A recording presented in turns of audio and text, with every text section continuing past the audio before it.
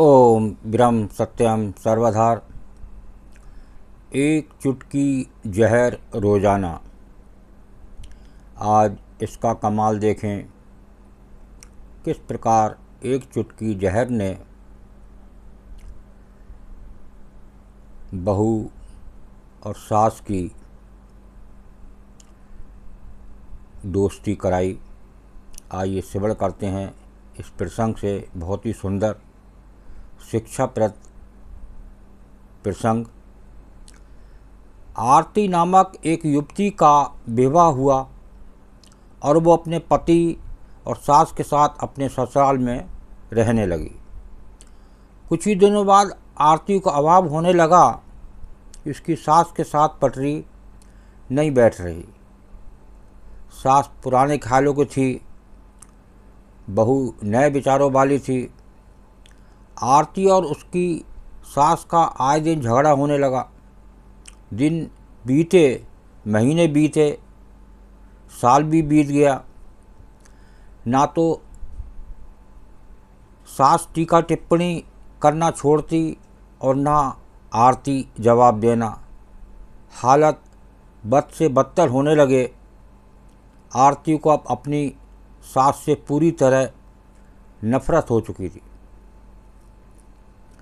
आरती के लिए उस समय स्थिति और बुरी हो जाती जब उसे भारतीय परंपरा के अनुसार दूसरों के सामने अपनी सास को सम्मान देना पड़ता।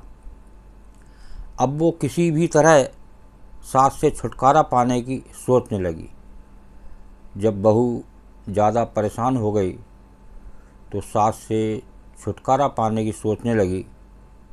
एक दिन जब आरती का अपनी सास से झगड़ा हुआ और पति भी अपनी माँ का पक्ष लेने लगा तो वो नाराज़ होकर मायके चली गई। आरती के पिता आयुर्वेद के डॉक्टर थे। उसने रो रो कर अपनी व्यथा पिता को सुनाई और बोली, आप मुझे कोई जहरीली दवा दे दीजिए जो मैं जाकर उस बुढ़िया को पिला दूं, नहीं तो मैं अब ससुराल नहीं जाऊंगी। बेटी का दुख समझते हुए पिता ने आरती के सिर पर प्यार से हाथ फेरते हुए कहा, बेटी, अगर तुम अपनी सास को जहर खिलाकर मार दोगी तो तुम्हें पुलिस पकड़ के ले जाएगी और साथ ही मुझे भी, क्योंकि वो जहर मैं तुम्हें दूंगा। इसलिए ऐसा करना ठीक नहीं होगा। लेकिन आरती जिद पर अड़ गई, आपको मुझे जहर देना ही होगा। अब मैं किसी भी कीमत पर उसका मुंह देखना नहीं चाहती। कुछ सोचकर पिता बोले, ठीक है, जैसी तुम्हारी मर्जी, लेकिन मैं तुम्हें जेल जाते हुए भी नहीं देख सकता। इसलिए जैसे मैं कहूँ वैसे तुम्हें करना होगा। मंजूर हो तो बोलो, क्या करना होगा? आरती ने पूछा। पिता ने एक पुड़िया में जहर का पाउडर बांधकर आरती के हाथ में देते हुए कहा, तुम्हें इस पुड़िया में से सिर्फ एक चुटकी जहर रोज़ अपनी सास के भोजन में मिलाना है।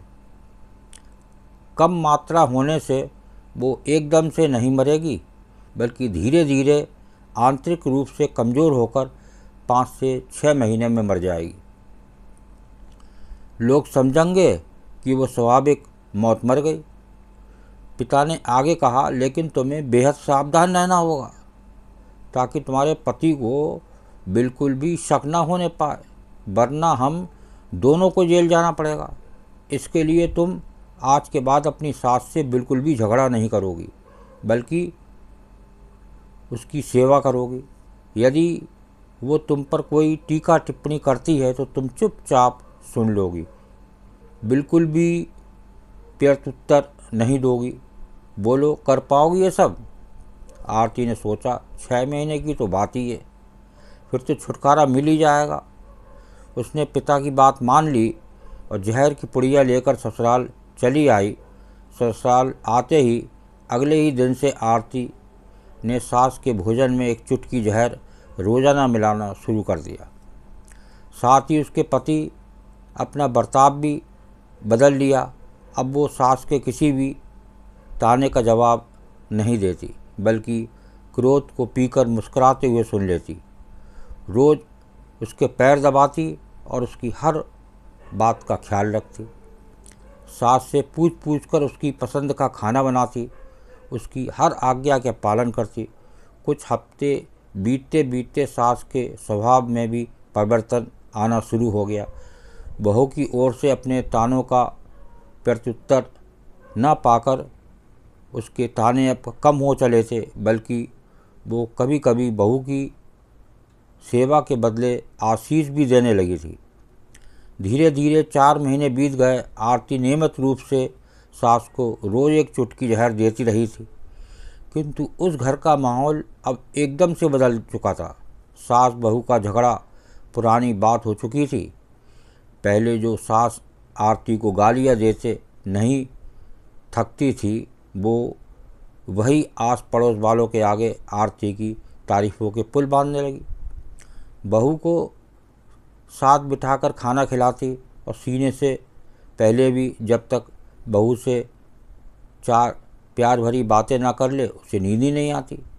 6ठा महीना आते आते आरती को लगने लगा कि उसकी सास उसे बिल्कुल अपनी बेटी की तरह मानने लगी है। उसे भी अपनी सास में माँ की छवि नज़र आने लगी थी। जब वो सोचती कि उसके लिए जहर से उसकी सास कुछ ही दिनों में मर जाएगी, तो वो परेशान हो जाती थी। इसी ऊहापोह में एक दिन वो अपने पिता के घर दोबारा जा पहुंची और बोली, पिताजी, मुझे उस जहर के असर को ख़त्म करने की दवा दीजिए, क्योंकि अब मैं अपनी सास को मारना नहीं चाहती। वो बहुत अच्छी है और अब मैं उन्हें अपनी माँ को तरह चाहने लगी हूँ। पिता ठठाकर हंस पड़े, बोले, जहर? कैसा जहर? मैंने तुम्हें जहर के नाम पर हाजमे का चूर्ण दिया था। बेटी को सही रास्ता दिखाए माँ बाप का पूर्ण फर्ज अदा करें। सदैव प्रसन्न रहिए, जो प्राप्त है पर्याप्त है। तो देखिए, जो पिता ने बिटिया को जो चूर्ण रूप में जहर की पुड़िया दी, उसने दिखाया कमाल और सास बहू की कराई दोस्ती। ऐसे पिता होते हैं तो देखिए बेटी का घर उजागर हो जाता है। ओम ब्रह्म सत्यम सर्वदा दास का प्रसंग अच्छा लगा हो तो ज़रूर शेयर करें, ताकि आज परिवारों में एक ऐसा माहौल घर घर देखने को मिलता है, तो शायद इससे कुछ परिवर्तन आए और परिवारों में एक खुशी लौट आए। ओम ब्रह्म सत्यम सर्वदा।